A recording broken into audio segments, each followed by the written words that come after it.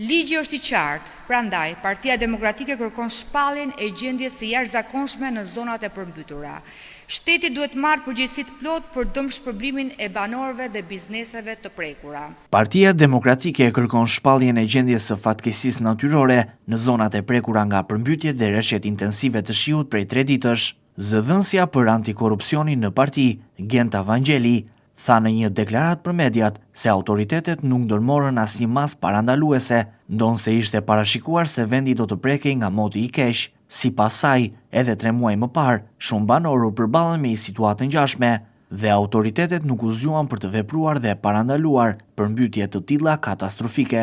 Gjendja e qytetarëve të përmbytur në Tiranë, Durrës, Lezhë, Gjirokastër, Vlorë, Corrik, Elbasan, po Gradec e jo vetëm, është alarmante dhe tejet e mjerueshme. Banorët raportojnë se janë të izoluar në banesat e tyre të përmbytura dhe me dëme të mëdha materiale, duke u shkatëruar mundin dhe sakrificat e shumë viteve punë. Mbi të gjitha, instancat shtetërore nuk u përgjigjen telefonatave për ndihmë. Askush përveç gazetarëve nuk shkon për t'u interesuar për gjendjen e tyre. Prej disa ditësh qytetet e Shqipërisë ndodhen në pushtetin e ujit dhe vetëm 3 muaj më parë ndodhi një tjetër përmbytje dhe edhe kësaj here asnjë masë parandaluese nuk u mor, ndonse rreshtet e dendura ishin paralajmëruar.